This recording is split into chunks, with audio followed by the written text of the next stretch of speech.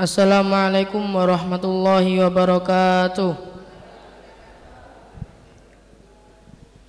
A'udzu billahi minasy syaithanir rajim. Bismillahirrahmanirrahim. Huwallazi yunazzilu ala abdihi ayatin bayyinatin liyukhrijakum minadh dhulumati ilan nur wa innallaha bikum laraufur rahim. وما لكم ألا تنفقوا في سبيل الله ولله ميراث السماوات والأرض لا يستوي منكم من أنفق من قبل الفتح وقاتل أولئك أعظم درجة من الذين أنفقوا من بعد وقاتلوا وكلا وعد الله الحسنى والله بما تعملون خبير. من ذا الذي يقرض الله قرضا حسنا فيضاعفه له وله أجر كريم. يوم ترى المؤمنين والمؤمنات يسعى نورهم بين أيديهم وبأيمانهم بشراكم اليوم جنات تجري من تحتها الأنهار خالدين فيها ذلك هو الفوز العظيم. يوم يقول المنافقون والمنافقات للذين آمنوا انظرونا نقتبس من نوركم قيل ارجعوا وراءكم فالتمسوا نورا فاضرب بينهم بسور له باب باطنه فيه رحمة وظاهروه من قبله العذاب ينادونهم ألم نكن معكم قالوا بلى ولكنكم فتنتم أنفسكم وتربصتم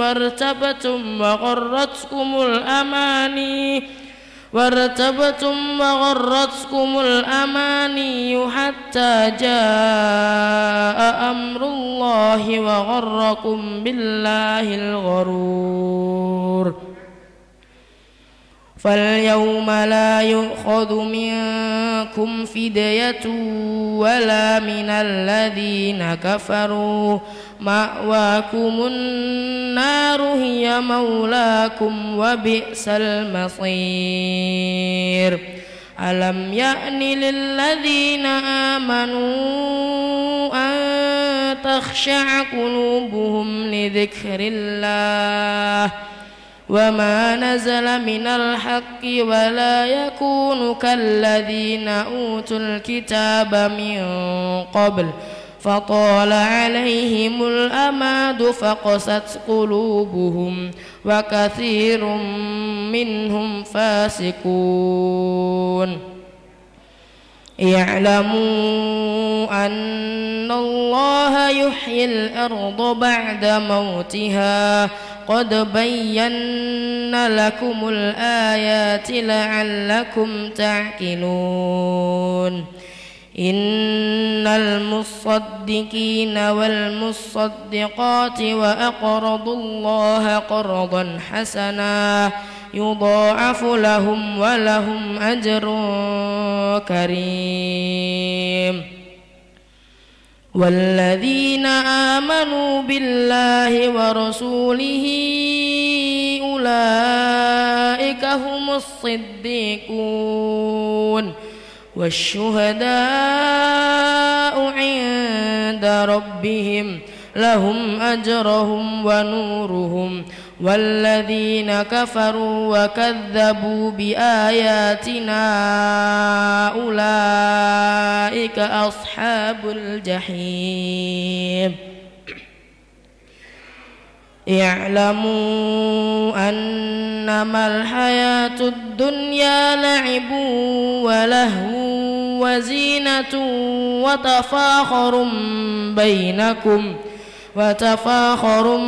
بينكم وتكاثر في الأموال والأولاد كمثل غيث أعجب الكفار نباته ثم يهيج فتراه مصفرا ثم يكون حطاما وفي الآخرة عذاب شديد ومغفرة من الله ورضوان وما الحياة الدنيا إلا متاع الغرور. Assalamualaikum warahmatullahi wabarakatuh.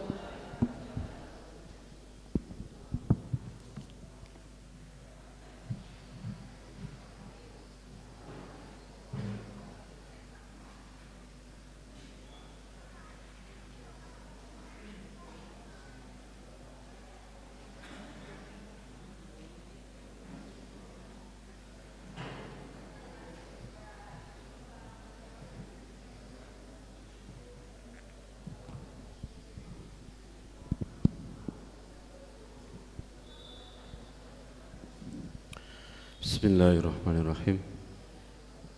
Assalamualaikum warahmatullahi wabarakatuh. Alhamdulillah alladzi arsala rasulahu bil huda wa dinil haqq liyudhhirahu 'alad dini kullihi wa kafa billahi shahida. Asyhadu an la ilaha illallah wahdahu la syarikalah wa asyhadu anna Muhammadan abduhu wa rasuluh. Allahumma salli wa sallim wa barik ala Muhammad wa ala alihi wa ashabihi ajmain, amma ba'd. Hadirin Bapak Ibu jamaah kajian Ahad pagi Fajar As-Sakinah yang dimuliakan Allah, alhamdulillah kita bersyukur kehadirat Allah Subhanahu wa taala. Pagi hari ini Allah limpahkan nikmat sehat dan sempat sehingga kita dapat hadir di majelis yang mulia ini dalam rangka bertolabul ilmi, yang mudah-mudahan hadir kita di majelis ini dapat menambah keimanan dan ketakwaan kita kepada Allah Subhanahu wa taala. Amin ya rabbal alamin. Selanjutnya salawat dan salam mudah-mudahan tetap terlimpah dan tercurahkan kepada baginda Rasul Muhammad sallallahu alaihi wasallam beserta seluruh istrinya, keluarganya, para sahabatnya, dan umat beliau yang senantiasa istiqomah memperjuangkan sunnah-sunnahnya ila yaumil qiyamah. Bapak dan Ibu yang dirahmati Allah, sebelum kajian ini dimulai, yang pertama, alhamdulillah, insya Allah kita dalam kajian berikutnya tidak resah lagi. Kanopi sudah 80% selesai. Ini dari hamba-hamba Allah yang peduli atas agama Allah.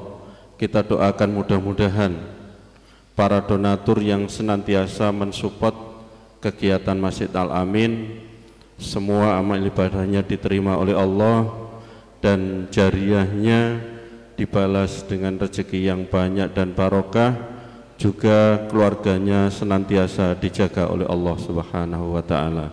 Amin ya rabbal alamin. Yang berikutnya, insya Allah infak pada pagi hari ini akan kita donasikan untuk saudara-saudara kita yang beberapa waktu lalu di Jawa Timur, termasuk di Malang, Blitar, Trenggalek, itu kena musibah bencana banjir dan tanah longsor. Untuk itu insya Allah sebagai bentuk kepedulian kepada saudara-saudara kita, infak hari ini juga akan kita donasikan. Dan sampai hari ini infak dari kegiatan kajian Ahad pagi Fajar Sakinah, 2 kali infak Jumat, 2 kali infak ibu-ibu As-Sakinah, dan insya Allah hari ini sudah terkumpul 9.050.000 rupiah, dan ditambah pagi hari ini, dan insya Allah nanti akan kita salurkan melalui Lajismu Kabupaten Kediri. Untuk itu sebagai empati kita, mari kita bantu saudara-saudara kita, karena kita mungkin tidak bisa hadir di sana, kita bantu baik dengan doa ataupun segala sesuatu yang bisa meringankan beban saudara-saudara kita. Bapak dan Ibu yang dirahmati Allah, marilah kajian di pagi hari ini akan disampaikan oleh Ustadz Junari SAG dari Malang. Alhamdulillah beliau juga telah hadir di tengah-tengah kita dengan tema ibadah lahir batin. Mari kita simak kajian ini dan kita mulai dengan bacaan basmalah. Bismillahirrahmanirrahim. Selanjutnya kepada Ustadz disilahkan.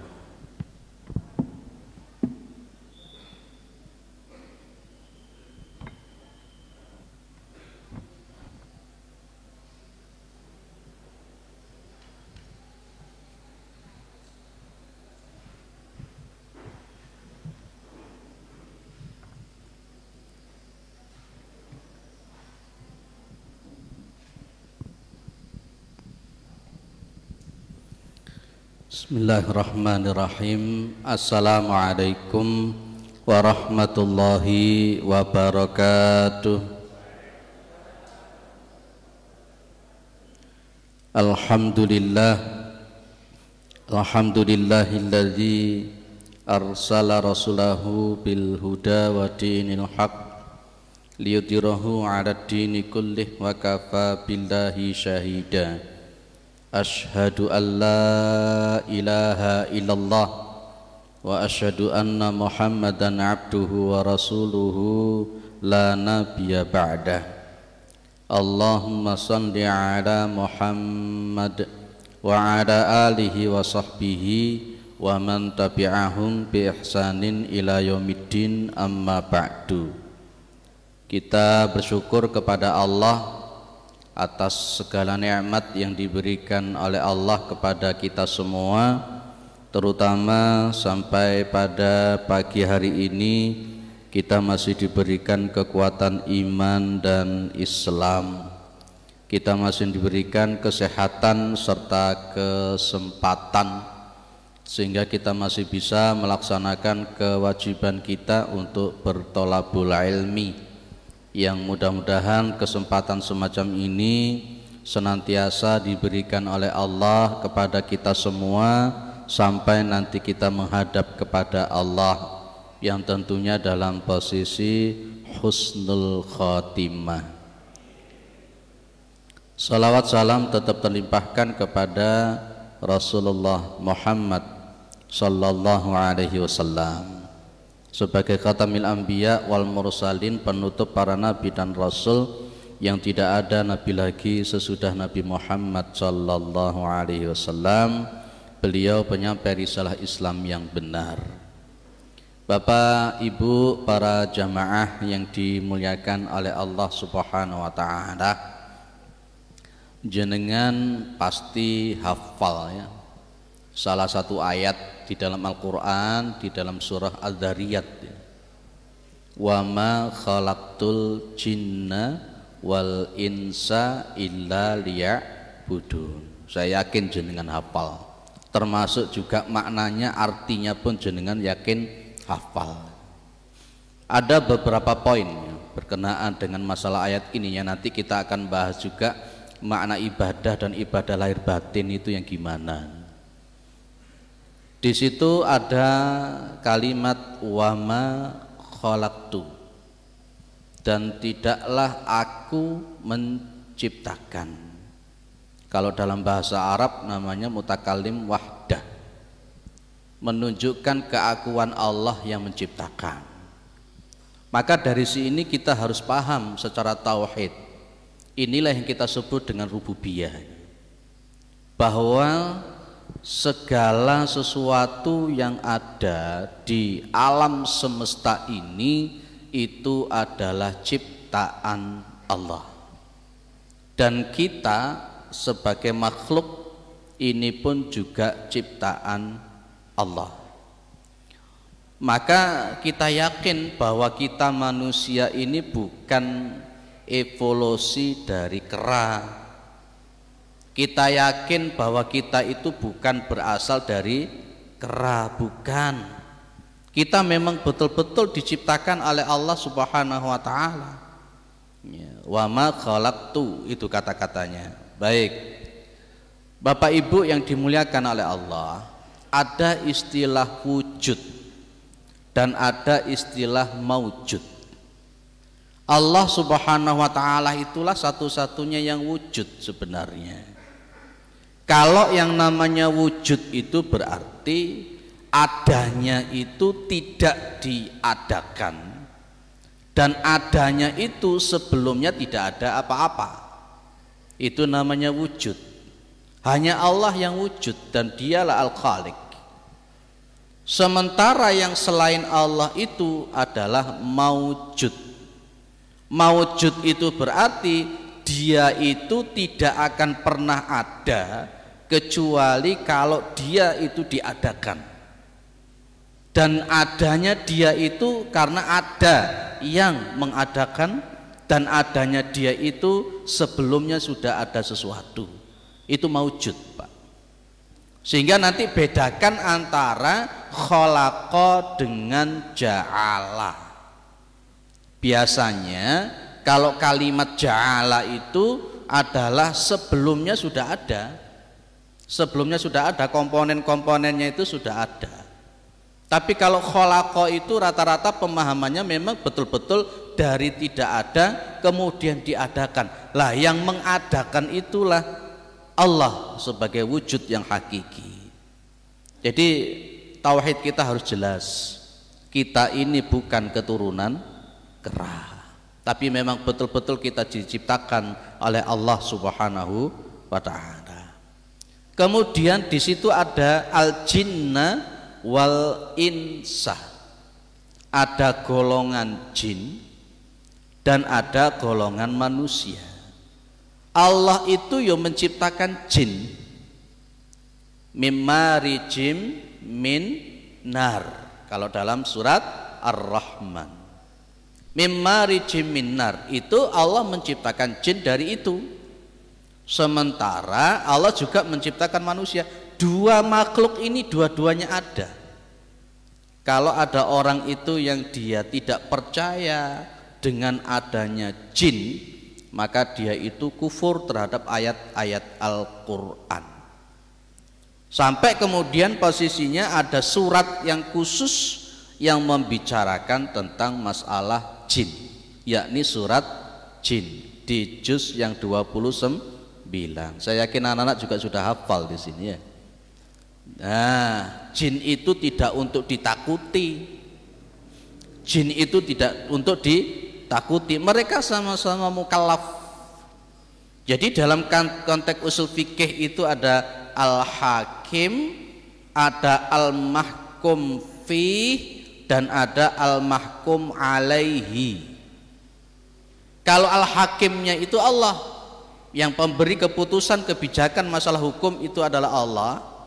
Al-mahkum fih itu adalah hukum-hukum yang ada. Kalau dulu pernah saya sampaikan di sini, ada al-ahkamu asyariyah, ada al-ahkam al-qadariyah, dan al-ahkam al-jazaiyah. Ini tidak perlu saya ulang lagi. Ini ada hubungannya dengan yang lalu ya. Masa diulang lagi? Masih ingat ya Ibu Bapak ya? Ibu, wong sing nyatet itu durung karuan eling apa mana sing gak nyatet tuh? Sing nyatet durung karuan eling. Mukallaf, dan ada namanya mahkum alaihi. Manusia dan jin itu adalah al-mahkum alaihi. Maka dia disebut dengan mukallaf.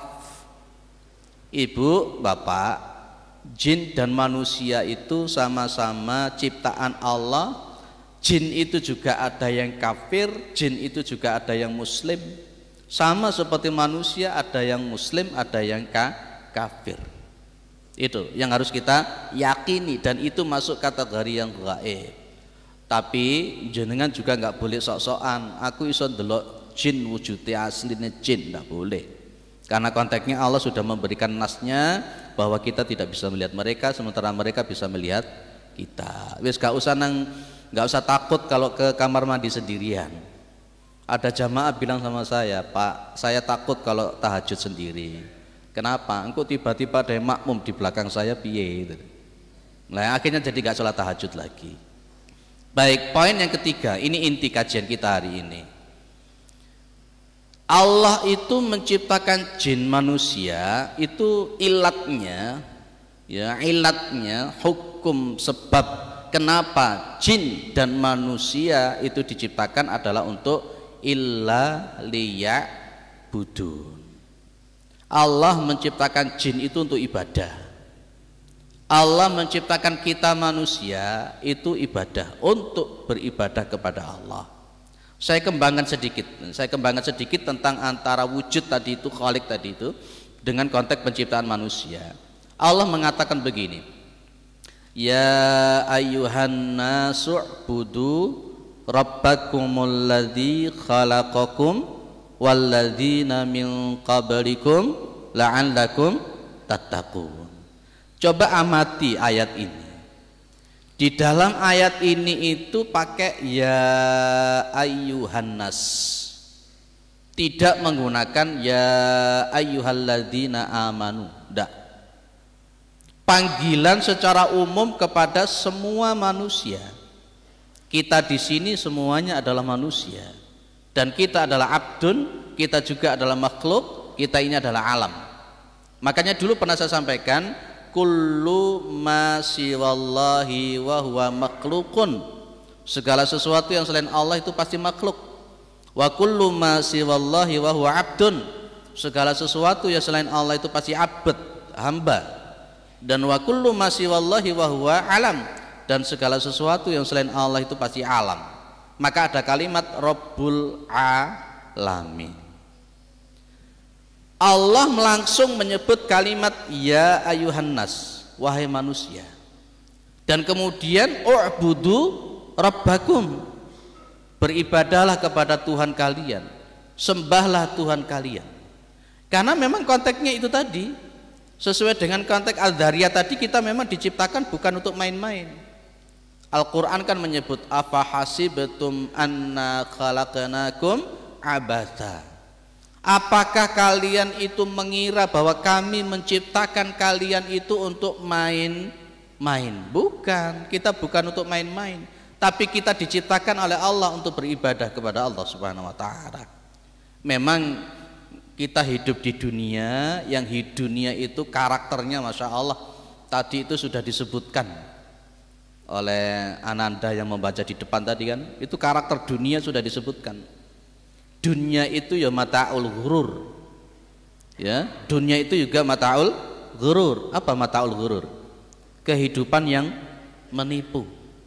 Dunia itu ya laibun walahun wazinatun watafakhurun. 4 itu berarti 5. Dunia itu ya laibun, main-main. Lahwun itu ya sendagura, tafakur itu kayak sombong-sombongan, zinatun itu perhiasan. Maka Nabi Muhammad juga menyebut bahwa dunia itu adalah perhiasan, dan perhiasan yang paling baik itu adalah al-mar'atus salihah. Para jamaah yang dimuliakan oleh Allah Subhanahu wa taala, jenengan amati lagi. Ketika Allah mengatakan ya ayyuhan nasu u'budu rabbakum, di situ lanjutannya apa? alladzi khalaqakum walladzina min qablikum. Ini ada hubungannya dengan konteks wa ma khalaqtul jinna wal insa illa liya'budun tadi. Memang kita diciptakan bukan untuk main-main. Kita seringkali tertipu oleh kehidupan dunia. Bahkan pas ketika kita beribadah pun yang kita pikirkan juga dunia. Ayat pendek jelas, alhaakumut takatsur. Alhaakumut takatsur. Kalau Syekh Al-Utsaimin dalam tafsir juz amma itu asghalakum. Asghalakum itu artinya menyibukkan kalian. Apa yang menyibukkan kalian? At-takatsuru, memperbanyak harta, menumpuk-numpuk harta sampai lali. Wayai Jumatan ya gak Jumatan, wayai ngaji ya ora ngaji, wayai salat ya ora salat, ketika dia harus menumpuk-numpuk harta, mencari uang. Makanya konteksnya isyarahnya Al-Qur'an jelas. Ya ayyuhalladzina amanu idza nudiya lis-salati mi yaumil jumu'ati fas'au ila dzikrillahi wa darul bai'. Itu loh, tinggalkan jual beli. Tinggalkan jual beli. Jadi istilahnya begini, saya kembangkan sedikit. Ada istilah asbab dan ada istilah tajrid. Ini ada komponen makom yang memang yang diharapkan di dalam diri manusia, dua-duanya ini dilakukan, Pak. Yang namanya makom asbab, ya, yang namanya makom asbab itu berarti bagaimana seseorang itu dituntut oleh Allah untuk melakukan sebab dan ikhtiar. Itu namanya makom asbab. Kalau jenengan tidak masuk pada ranah makom asbab, jenengan berdosa. Wong perintahnya Allah, wa idza qudiyatis sholatu fantashiru fil ardi wabtaghu min fadlillah. Kalau sholat itu sudah ditunaikan, bertebaranlah di muka bumi, cari karunia-Nya Allah Subhanahu wa taala. Nah, Bapak Ibu yang dimuliakan oleh Allah Subhanahu wa taala, makom asbab. Kita memang diperintahkan untuk usaha, untuk ikhtiar mencapai apa yang kita inginkan. Tapi juga ada yang namanya makom tajrid. Makom tajrid itu di dalam konteks kita betul-betul fokus di dalam ibadah tanpa memikirkan apapun, tanpa memikirkan dunia, namanya tajrid. Makanya coba isyarah daripada makom tajrid itu, fawailul lil musallin alladzina hum an salatihim sahun. Sahun itu apa tuh artinya ya? Gelambiar toh, lalai, mabuk, kayak orang mabuk itu loh. Jadi kalau Allah mengatakan la taqrabus sholata wa antum sukara, jangan sekali-kali kamu deketi sholat itu sementara kalian dalam posisi mabuk. Mungkin memang kita tidak mabuk, tapi kondisi pas ketika kita sholat itu kadangkala persis seperti orang mabuk. Piye wong mabuk iki, Pak? Sholat yo ora eling apa-apa. Sholat itu mungkin ilingi pas takbir tok, setelah takbir ya gelamjar nandi-nandi. Itu fawailun lil musallin, celaka bagi orang yang sholat yang di dalam sholatnya dia gelamjar. Nanti kita akan coba melihat ibadah lahir batin, konteksnya ibadah qalbiyah itu yang kayak apa nanti itu. Ya, baik Bapak Ibu yang dimuliakan oleh Allah, makanya itu makom tajrid. Makom tajrid tadi apa? Ketika memang dia sudah fokus dalam konteks ibadah ketaatan kepada Allah tanpa memikirkan dunia sama sekali. Wong kita ini kadangkala lho nun sewu. Wong ibadah itu loh, ya, ibadah itu sing dikarepno sugih, ibadah sing dikarepno bojo ayu, ibadah sing dikarepno utangi lunas. Bahkan maca selawat peng ewon niate utangi lunas. Mohon maaf, Hud 15 sampai 16 itu menentang masalah semacam itu. Lah ewe salat itu wis madhep nang Gusti Allah, wa ma umiru illa liya budullah mukhlishina lahuddin. Gak usah mikir dunia yang sama sekali. Wis ibadah kepada Allah. Kita ini kadangkala tidak sopan sama Allah. Kita itu oleh Allah sudah diberi 24 jam Dari tidur sampai tidur, bahkan tidur itu sendiri fasilitas yang dipakai itu dari Allah. Ngono kuwi lho, ndek jaluk ibadah mung 5 waktu masih belum puas dengan fasilitas yang 24 gitu. Salatnya karena ingin itu duniawi itu. Itu nanti kalau model-model orang-orang salat seperti itu, kalau dalam surat Hud ayat 15 ayat 16 itu tidak dapat pahala apa-apa di yaumul qiyamah nanti. Bener dikasih dunia, bener dikasih uang, tapi nanti tidak ada pahalanya sama sekali. Itu hampir mirip dengan konteksnya asbabul wurudnya innamal a'malu binniyat wa innamal likulli imri'in ma nawa. Ada orang itu yang hijrah dari Mekah ke Madinah, tapi niatnya karena ingin mendapatkan seorang perempuan namanya Ummu Qais. Hijrah itu ibadah yang Masya Allah luar biasa. Gara-gara dia hijrahnya itu cuma niat ingin dapat wong wedok ayu, tidak dapat apa-apa dia. Akhirnya Rasulullah hanya mengatakan innamal a'malu binniyat wa innamal likulli imri'in ma nawa. Jenengan sholat karena kepingin lunas hutang, ya iku wae wis. Tapi yang lain akhirat tidak dapat apa-apa. Jenengan sholat karena ingin kaya, ya itu yang diberi oleh Allah, tapi jenengan tidak dapat apa-apa. Karena memang sholat itu bukan itu. Makanya konteksnya apa tadi? Fawailul lil musallin alladzina hum an sholatihim sahun. Maka dari ayat inilah yang kemudian dikembangkan oleh para ulama. Ibadah itu sejatinya kan ada 3 ya. Dulu pernah saya sampaikan di sini juga. Ya, enggak tahu masih ingat apa enggak. Saya pancing. Ada sembah rogo. Lanjutnya sembah apa, Pak? Rasa yang nomor 3, yang nomor 2 sembah cipta. Itu dulu yang pernah saya sampaikan begitu. Kita ini seringkali masih pada tataran konteks yang nomor pertama, sembah rogo. Ketika kita sembah rogo itu ya sembahyang me awake tok. Hati, pikiran ini tidak ikut sholat.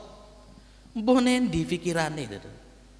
Kemana pikiran kita ketika sholat? Akhirnya kemudian betul kata Nabi Muhammad SAW. Apa katanya Nabi? Kam min qaimin laisa lahu min sholatihi illa sahar. Betapa banyak orang yang melakukan sholat, mereka tidak mendapatkan apapun dari sholatnya illa sahar. Sahar itu capek, kecuali cuman capeknya tok, tidak dapat apa-apa. Oke, ibu bapak yang dimuliakan oleh Allah subhanahu wa ta'ala, itulah konteksnya. Sekarang kita bicara fokus tentang masalah ibadah. Tadi ada kalimat illa liya budun. Ibadah itu apa toh saja nih? Dari tadi kita bilang ibadah itu apa toh saja nih? Apakah ibadah itu berupa makanan? Bukan. Ibadah itu apa, Ibu? Ibadah itu kan seringkali orang ini menyempitkan makna ibadah, seolah-olah ibadah itu cuma ada di masjid. Ya, seolah-olah ibadah itu cuma ada di masjid. Seolah-olah ibadah itu cuma sholat. Padahal ibadah itu tidak seperti itu. Lah, disinilah kemudian ada makna begini. Makna likulli ma yuhibbuhullahu wa yardahu min qaulin au amalin dhahiratan wa batinan. Jenengan buka di kitab Fathul Majid di syarahnya yang bawah itulah makna ibadah di situ. Saya tadi bawa kitabnya mau tak buka di sini kok enggak enak. Apa yang namanya ibadah itu? Likulli ma yuhibbuhullah. Dari segala sesuatu untuk segala sesuatu yang Allah itu suka. Wa yardahu, dan yang Allah itu ridho. Segala sesuatu yang Allah itu seneng, segala sesuatu yang Allah itu ridho. Min qaulin, dari ucapan, au fi'lin, atau perbuatan. Saya berhenti di sini dulu. Tadi ada kalimat yang Allah seneng dan yang Allah ridho. Saya tanya jenengan, Orang lek salate niat tidak benar, Allah ridho ndak? Ndak. Berarti selama ini kalau kita itu casingnya sujud, selama ini kita casingnya itu ruku, tapi niat kita gak benar, berarti itu bukan ibadah. Ada orang itu sujud ruku, orang bilang orang soleh dia ini deh, orang soleh orang ini deh. Tapi percayalah, mungkin Allah menyebut orang ini musyrik, mungkin orang ini disebut oleh Allah munafik, mungkin orang ini disebut oleh Allah kafir. Kenapa? Suasana hati itu yang menentukan. Makanya gandengannya sahun tadi itu dengan yura'un. Yura'un itu apa ibu bapak? Riya. Ibadah karena ingin dilihat sama orang, ibadah karena ingin dipuji orang, ibadah karena ingin dihargai orang, itu yura'un. Gandengannya tadi apa? Fawailul lil musallin alladzina hum an salatihim sahun alladzina hum yura'un. Tidak dapat apa-apa. Wong lek manten anyar, yang dipikirkan bojone tok, fokus sampai sewengi gak kerasa. Jenengan iso nglakoni ngono. Tapi pas ketika ibadah jenengan kok gak iso fokus ngono kuwi. Apa yang terjadi kira-kira? Seharusnya kita ibadah itu sahunnya hilang, yura'unnya hilang. Makanya orang munafik itu disebut oleh Allah, idza qamu ilas sholati qamu kusala yura'unan nasa wala yadhkurunallaha illa qalila. Orang-orang munafik itu digambarkan dalam Al-Qur'an kalau mereka itu sholat itu malas, aras-arasan. Mereka akan rajin kalau yura'unan nas, kalau ada orang yang melihat, kalau ada orang memuji, sergapnya luar biasa kalau dia ibadah. Tapi konteksnya kemudian wala yadhkurunallaha illa qalila, dan mereka tidak ingat kepada Allah kecuali sedikit. Pas ketika sholat bukan Allah yang dieling, ketika sholat bukan Allah yang diingat, ketika sholat bukan Allah yang difokuskan, tapi melayu nang pasar, melayu nang parkiran, melayu nang mall, melayu nang bangunan macam-macam, apa-apaan model sholat model begini. Tidak dapat apa-apa, tidak dapat apa-apa. Maka saya katakan tadi bahwa mizan batin, dulu pernah saya sampaikan di awal saya ngaji di sini. Ini suaranya tak get terus Pak ya. Tidak apa-apa ya Pak ya. Biarkan saja disebut radikal, tidak apa-apa. Dari dulu saya memang radikal, ramah, terdidik dan berakal. Ramah, terdidik dan berakal. Memang dari dulu sejak awal ngaji ke sini yo kenceng terus begini. Tidak apa-apa wis, biar gak ngantuk jenengan. Baik, tekon dia Mang Pak. Ada mizan batin, ada mizan dohir. Masih ingat ya Ibu Bapak ya? Ketika kita beribadah itu, ya harus pada posisinya mizan batin. Mizan batin itu suasana hati kita ini loh Pak. Suasana hati kita, innamal a'malu binniyat wa ma umiru illa liya'budullaha mukhlishina lahuddin hunafa'a wa yuqimus sholata wa yutuz zakata. Itu mizan batin namanya. Jenengan maca sholawat ping 10.000 kepingin lunas utang, secara etika dan adab boleh ndak? Engko dong-donge apa dong-donge di yaumul qiyamah, ya Rasul aku njaluk syafaate jenengan. Kanjeng Nabi ngomong, lho lah biyen di dunya lak wis tak kei syafaat to, utangmu lak wis tak lunasi kabeh to. Bener apa enggak? Kok sholawat sedemikian remeh hanya untuk itu? Kita bersolawat adalah untuk mencintai Allah Subhanahu wa ta'ala. Jenengan sholat duha supaya rezekinya lancar, kok sedemikian remeh toh duha dibuat begitu itu? Kok sedemikian remeh toh sholat hanya untuk pesugihan seperti itu?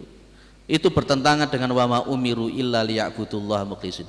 Tetap, karena saya begini, Allah itu sudah punya janji, wa may yattaqillaha faj'al lahu makhrajan wa yarzuqhu min haitsu la yahtasib. Barang siapa yang bertakwa kepada Allah Subhanahu wa taala, maka Allah akan menjadikan jalan setiap kesulitan itu jalan keluar. Wa yarzuqhu min haitsu la yahtasib. Dan Allah akan menjadikan Rezeki, memberikan rezeki dari arah yang tidak disangka-sangka. Ini janji Allah. Yakin toh? Meskipun jenengan gak wiritan aneh-aneh, meskipun jenengan gak sholawatan aneh-aneh, lek jenengan madep mantep nang Gusti Allah, jangan khawatir, rezeki itu memang sudah ada jaminan. Yang Rasulullah tidak pernah melakukan sesuatu, dan apapun yang datang dari Rasulullah belum kita dapatkan semua, ngapain juga kita harus mencari sesuatu yang tidak dilakukan oleh Rasulullah SAW dengan niatan duniawi semacam itu. Kok sedemikian remeh toh sholat itu hanya untuk pesugihan? Ayo kita luruskan. Ini namanya ibadah lahir batin yang pengen saya maksudkan nanti. Lah, janjinya Allah jelas, lek jenengan ibadahnya kenceng, takwai kenceng, tanpa wiritan aneh-aneh, rezeki itu sudah otomatis. Problem-problem itu secara otomatis. Jenengan gak usah golek nang batu ampar, gak usah golek macam-macam, golek jimat macam-macam, gak usah. Jenengan taat madep mantep nang Gusti Allah, wis lakonono, sudah dijamin oleh Allah. Kecuali kalau jenengan gak yakin.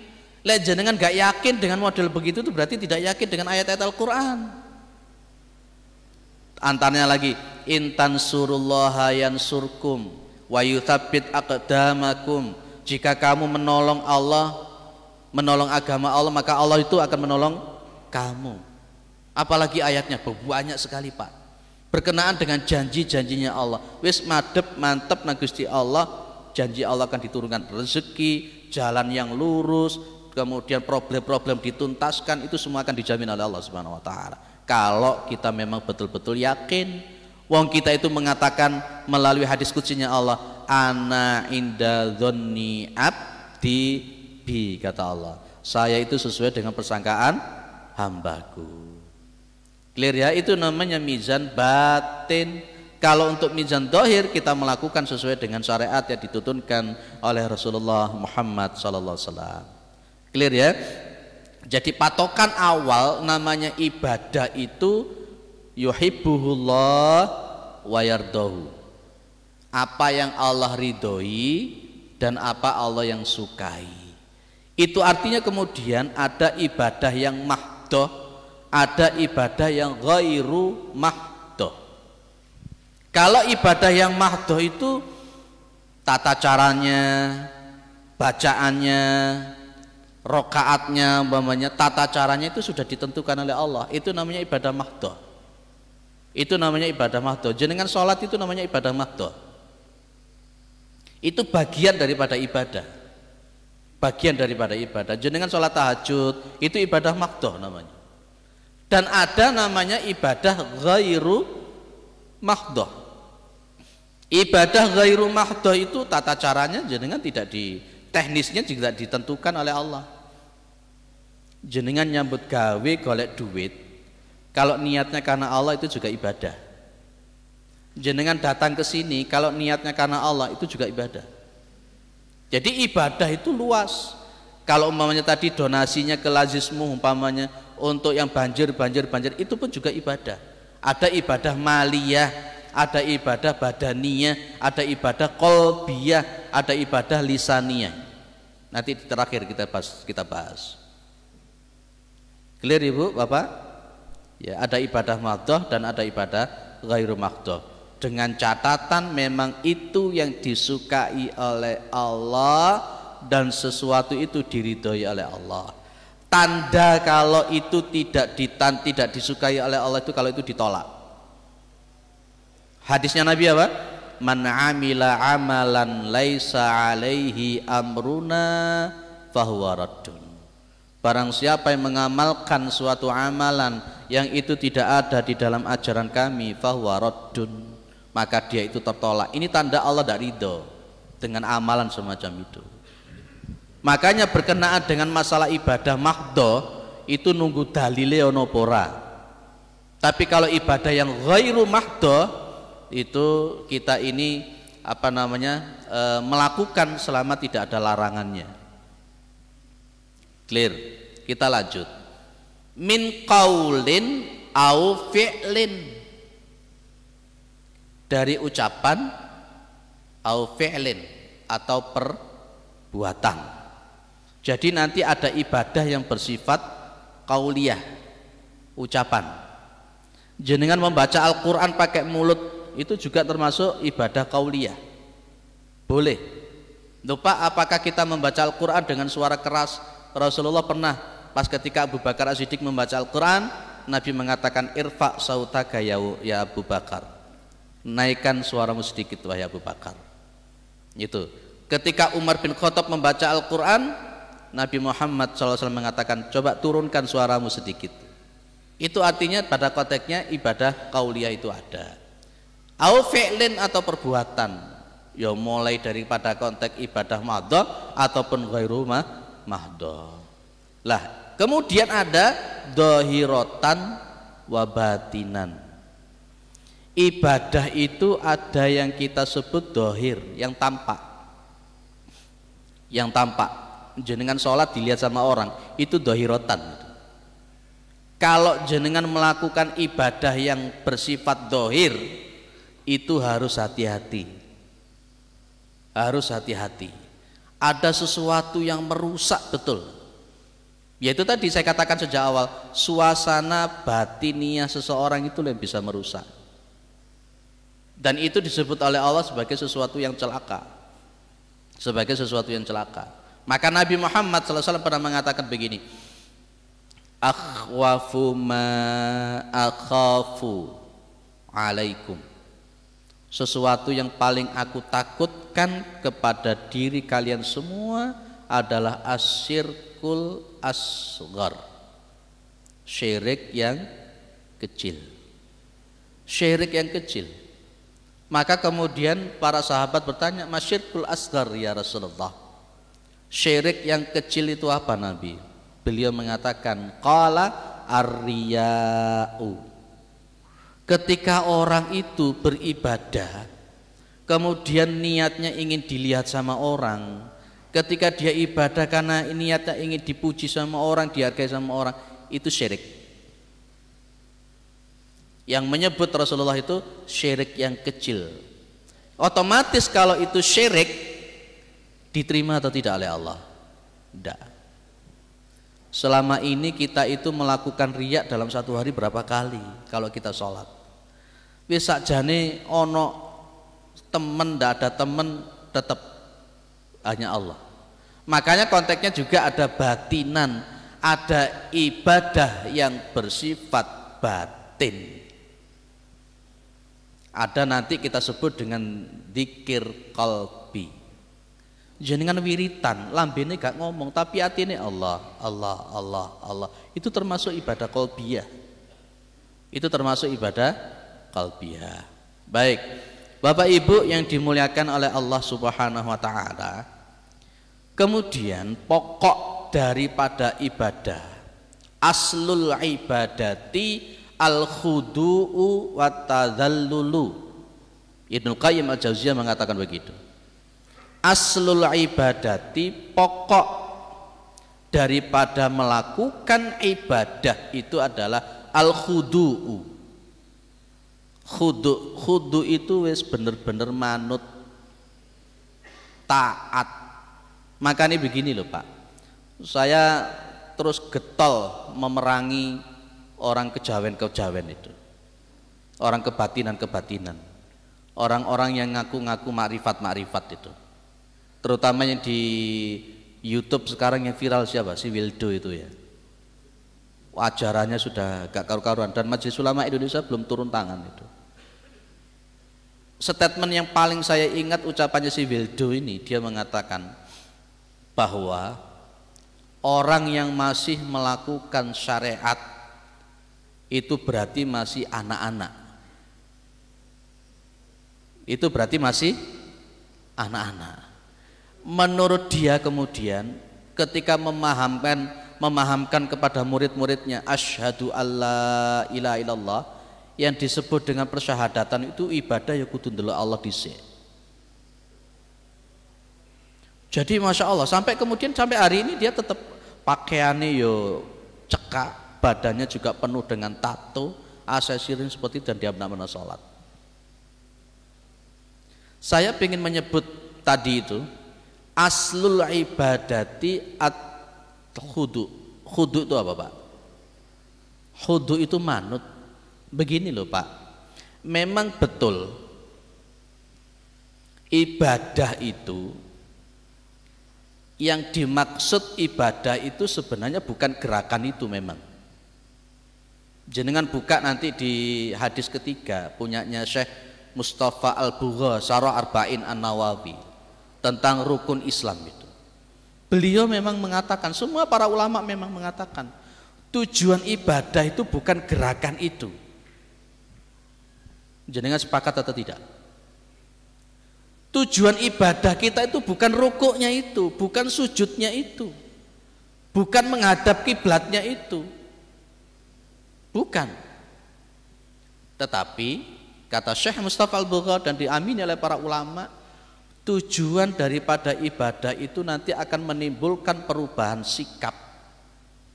Perubahan sikap yang semakin khudu, yang semakin tadallul. Makanya al-aslu ibadati al-khudu'u wa tadallul. Pokok daripada ibadah itu tunduk, taat, dan merendahkan diri di hadapan Allah Subhanahu wa ta'ala. Meskipun yang namanya tujuan pokok itu bukan gerakan, tapi gerakan itu ya tetap kudu dilakoni. Terpahami maksud saya nggih, Pak? Dulu pas ketika Ka'bah itu dipindah dari Baitul Maqdis ke Makkah, kan pernah 17 sampai 18 bulan orang Islam pada waktu itu Ka'bahnya itu sholatnya menghadap ke Baitul Maqdis Palestina. Dan kemudian dirubah ke Ka'bah. Itu kan orang-orang yang bodoh dalam bahasa Al-Quran, juz yang kedua itu. Sayaqulu sufaha'u minan nasi ma wallahum an qiblatihim allati kanu 'alaiha itu. Dikonter terus oleh Allah dalam awal-awal juz yang kedua. Karena memang ibadah itu esensinya bukan Baitul Maqdis, bukan Ka'bah. Memang betul begitu. Tapi kemudian tetap harus kita pahami, ibadah itu khudu', ibadah itu tadallul. Esensinya ibadah memang bukan Baitul Maqdis, bukan Ka'bah, tapi ketika Allahnya menyuruh menghadap Ka'bah, ya manut. Esensinya sholat itu bukan rukuk sujudnya, tapi bagaimana konteksnya kita ngadep eling sama Allah, betul-betul nyambung hati kita tetap sama Allah. Tapi kalau Allah nyuruh sujud rukuk, manut. Paham gak, Bu? Andai kata Allah menyuruh namanya sholat itu subuhnya ngadep kidul, ya, isaknya ngadep ngalor, maghribnya ngadep ngetan, umpamanya kan. Kalau Allah memang menyaruhkan itu dan ada dalil yang qat'i dalam Al-Quran, kita lakukan. Itu namanya khudu' wa tadallul. Itulah ibadah yang konteksnya lahiriah sekaligus batiniah. Makanya kemudian konteksnya ada innas sholata tanha 'anil fahsya'i wal munkar. Ini tujuan hakikat daripada sholat. Tapi bukan berarti setelah jenengan itu kemudian mampu meninggalkan yang batil, mampu meninggalkan yang jelek, kemudian jenengan gak sholat lagi. Gak begitu maksudnya. Jadi ada aslul ibadati al-khudu'u wa tadallul. Makanya kalau ada orang mengatakan aku wis ma'rifat, aku gak perlu sholat meneh, jahil orang itu. Aku iki wis hakikat, berarti aku gak perlu untuk sholat syariat meneh, jahil. Dia tidak memahami makna ibadah sesuai dicontohkan oleh Rasulullah. Saya tanya begini, saya sempat bilang kemudian, saya tanya mereka, orang yang paling ma'rifat siapa? Rasul. Orang yang paling hakikat itu siapa? Rasul. Karena konteksnya nanti kan ada ma'rifatul aqliyah, ya, ada ma'rifatul hissiyah, dan ada ma'rifatul qalbiyah. Dalam konteks ma'rifatullah itu nanti ada konteks ma'rifatul min asma'illah, min af'alillah, ya, kemudian min datillah dan seterusnya itu. Rasulullah itu orang paling makrifat, orang paling hakikat, orang yang pernah bertemu dengan Allah, orang yang hatinya paling bersih, yang dijamin masuk surga, dosa-dosanya yang lalu dan yang akan datang dimaksum. Tapi Rasulullah tetap melakukan gerakan-gerakan namanya sholat, sampai kaki beliau itu bengkak. Dalam riwayat Hudzaifah ibnu Al-Yaman yang dulu pernah saya sampaikan di sini, ya, 1 rakaat beliau sanggup untuk membaca Al-Baqarah, Ali Imran, An-Nisa dalam 1 rakaat. Itu Nabi. Dia orang yang paling makrifat. Nah, makanya memang hati-hati dalam konteks semacam ini. Di YouTube itu semakin tidak karu-karuan. Ngaku-ngaku makrifat akhirnya nggak sholat. Ngaku-ngaku makrifat akhirnya tidak melakukan syariat. Dan mereka menyebut itu sebagai perilaku anak-anak. Ya, mudah-mudahan nanti MUI Majelis Ulama Indonesia juga langsung turun tangan seperti itu. Inilah yang saya sebutkan Bapak Ibu yang dimuliakan oleh Allah. Ibadah itu ya lahir ya batin. Namanya ibadah lahir itu ya lakonono sesuai dengan yang diperintah Nabi. Dikongkon sujud ya melu sujud, dikongkon ruku ya melu ruku. Ya istilahnya kalau dalam bahasa orang Jawa dikongkon macul ya maculo, dikongkon ngarit ya ngarito. Karena ibadah itu al-khudu'u wa tadzallul. Sementara ibadah batinnya adalah ini selalu nyambung. Makanya orang-orang yang seperti mereka itu sempat bilang sama saya, wong meskipun aku iki ora salat wong atiku nyambung terus.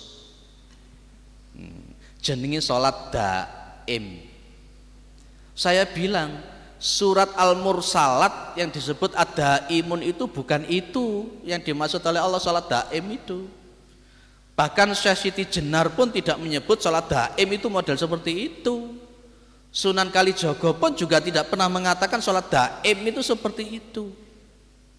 Memang betul ada penyebutan sholat daim. Sholat daim itu maksudnya dalam setiap detik, setiap saat hati kita itu selalu nyambung sama Allah Subhanahu wa ta'ala. Makanya konteksnya dalam dunia tasawuf itu zikir itu sampai 7. Dalam dunia tasawuf itu zikir itu sampai 7. Mungkin kita tidak pernah mempelajari itu sampai detail. Ada zikir apa namanya, zikir lafat, apa ini, zikir mulut, zikir lisan, ada zikir nafas, ada zikir kolbi, ada zikir roh, ada zikir sir, ada zikir khafi, dan ada zikir akhfal khafi. Pada konteksnya zikir akhfal khafi itu yang dimaksud oleh para ulama tasawuf kalau dalam bahasa kita itu yang zikir sir, khafi, dan akhfal khafinya itu. Tapi tetap syariat 5 waktunya dilakukan. Saya itu penasaran ya, dan akhirnya ngaji dan juga ada statementnya Syekh Abdul Qadir Jailani. Syekh Abdul Qadir Jailani itu tetap mengatakan ya bahwa orang yang suluk menuju kepada Allah, yang sudah nyampe kepada makrifat, mereka tidak akan meninggalkan syariat. Itu Syekh Abdul Qadir Jailani loh, yang menurut mereka disebut dengan Sultanul Aulia. Lah ini orang-orang yang baru-baru ngaji tasawuf seolah-olah sudah mengatakan marifat, sholat gak gelem. Lupa apakah marifat, syariat, thariqah, hakikat pada Nabi Muhammad SAW itu ada? Tidak disebutkan oleh Rasulullah SAW. Tapi itu merupakan satu kesatuan menurut saya. Contohnya gini, contoh Wicap itu Pak. Nanti ada dialog apa enggak? Ada dialog apa enggak? Oh enggak ada, ya wis. Penak lah yang undang mari. Ketika jenengan takbir, jenengan lek salat lah mesti panca takbir lah. Allahu Akbar. Jenengan sambil mengangkat tangan dan kemudian mengucapkan Allahu Akbar. Ini lahirnya, dohirotannya. Dan tidak boleh diganti. Tidak boleh jenengan mengatakan Allahu Kabir, Allahu Azim, tidak boleh. Tetap jenengan harus Allahu Akbar. Kalau dalam bahasa buku yang saya baca, inilah yang syariat. Kudu manut ngono ya sing aja dirubah-ubah. Masuk naik ke atas seret, jenengan paham artinya Allahu Akbar. Allah itu maha besar. Masuk ke dalam ranah jiwa, roh, hati, pikiran, jenengan punya mindset sing besar itu cuman Allah, yang berhak sombong itu cuman Allah. Sementara manusia seperti kita tidak pernah dan tidak layak untuk sombong. Berarti jenengan itu sudah mulai masuk ma'rifatnya. Begitu jenengan keluar dari sholat, jenengan jadi orang yang tawadu, jenengan tidak pernah sombong, nggak seneng ngelok nih wong, nggak suka mentahdir orang macam-macam. Berarti jenengan sudah masuk ranah hakikatnya. Lah sementara ini kita itu baru masuk kategori Allahu Akbar.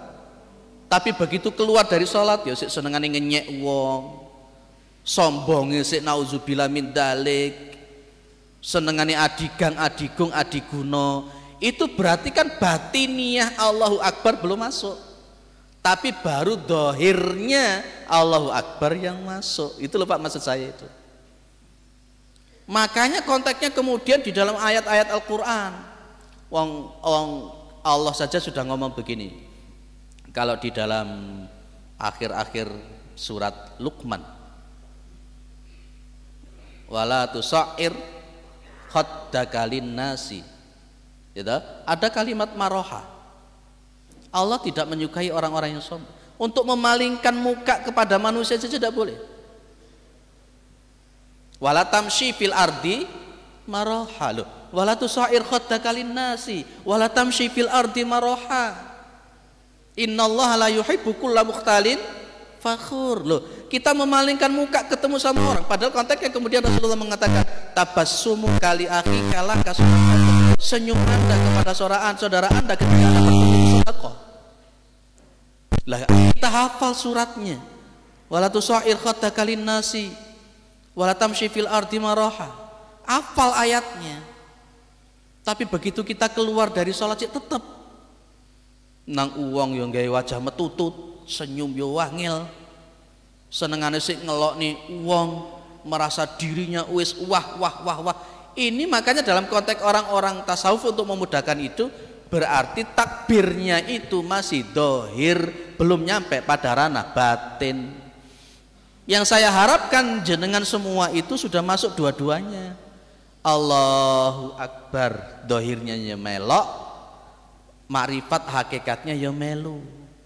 Gak gampang remeh nih wong, gak gampang ngucil nih wong, gak gampang ngelok nih wong. Makanya disebutkan dalam Al-Qur'an apa namanya? Wailul likulli humazatil lumaza. Hafal loh kita ayatnya. Tapi humazah lumazahnya tetap kita lakukan, padahal didahului dengan fawailun.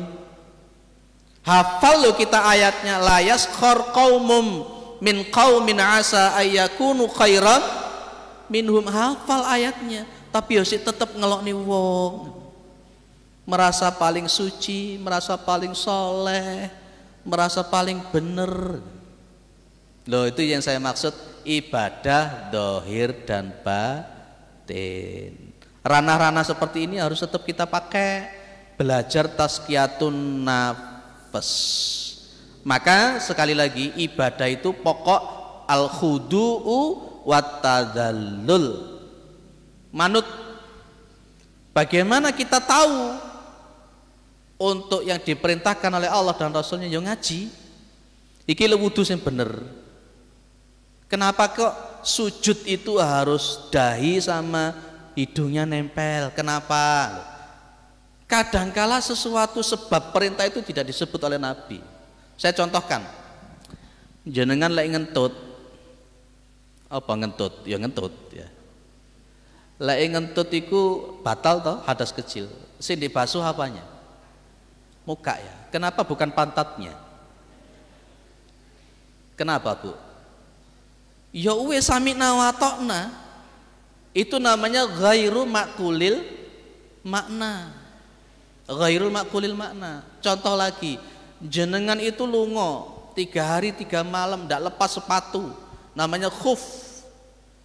Pas ketika jenengan berwudu, yang diusap apanya?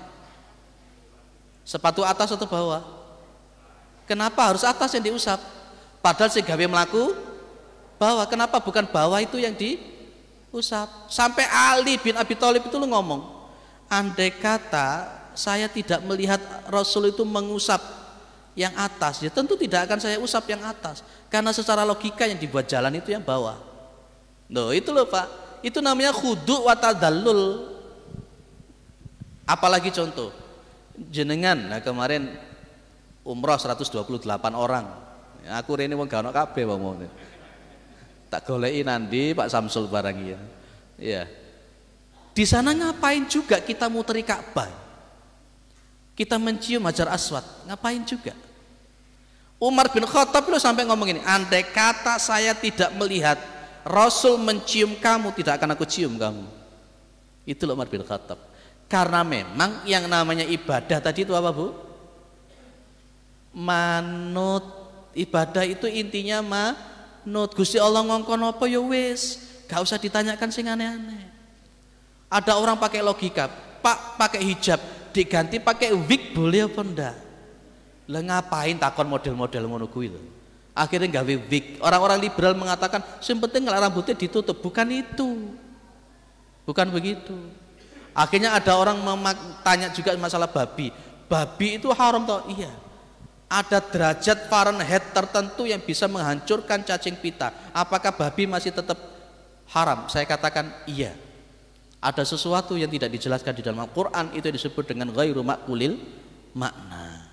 Loh itu loh yang saya maksud, ibadah itu ya lahir batin, karena konteksnya ibadah itu khudu'u wa tadallul, manut.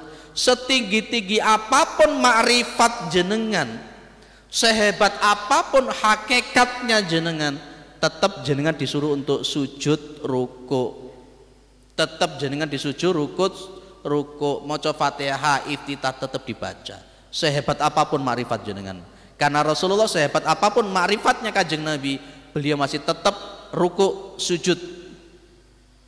Wes, engko lek ana wong ngaku-ngaku makrifat gak gelem salat, piye jawabannya jenengan? Ya ngono iku mau sing tak sampekno, memang sampekno meneh. Patokannya makrifat itu siapa?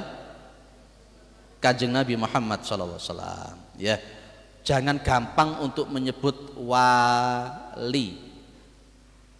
Aku kayak biyen iki dadi wali pisan.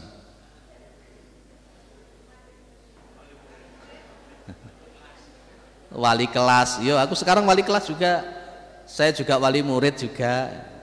Wali santri juga. Telu pisan, wali kelas, wali murid, wali santri. Telu. Termasuk wali-wali daya. Oh bener ya, wali-wali daya. Clear. Sekarang orang begitu mudahnya percaya dengan orang marifat. Begitu mudahnya wali. Masya Allah. Kanjeng Nabi wali yang paling afdal. Itu seperti itu. Clear ya.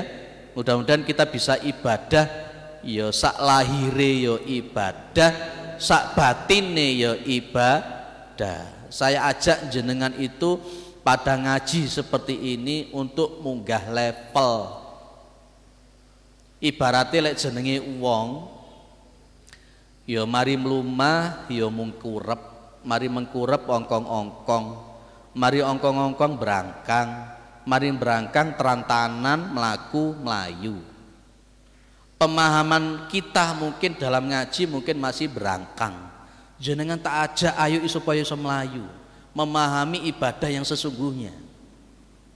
Ya, sekarang mungkin nanti yang penting paling untuk jenengan amalkan tadi, wis lek ibadah gak usah mikir yang liyane. Ingat dengan janji Allah tadi, wis. Lek salat gak usah mikir pasar. Lek salat gak usah mikir dodolan. Jenengan lek salat gak usah mikir sembarang, wis mantep nang Gusti Allah. Engko lek wis mari salat, wis baru pikiran pasare meneh gak apa-apa.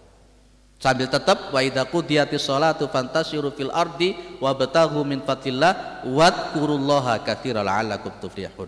Ya dodolan ya karo eling, ya dodol ya karo tetep eling. Itu yang zahir batin. Saya kira cukup ya Pak ya.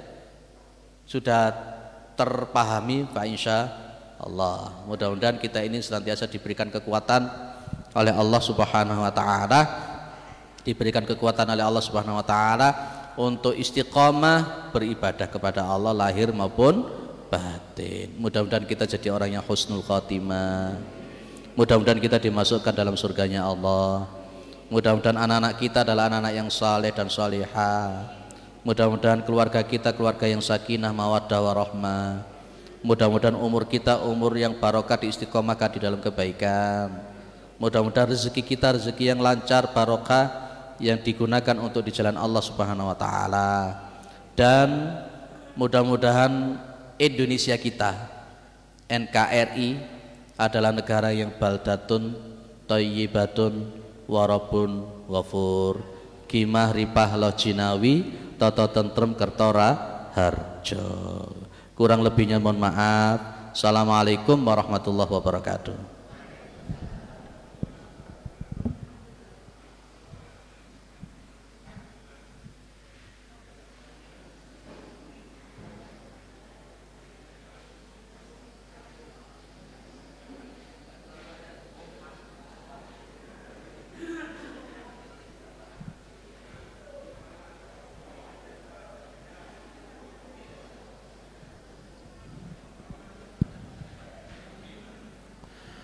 Terima kasih disampaikan Ustadz Junari SAG dari Malang.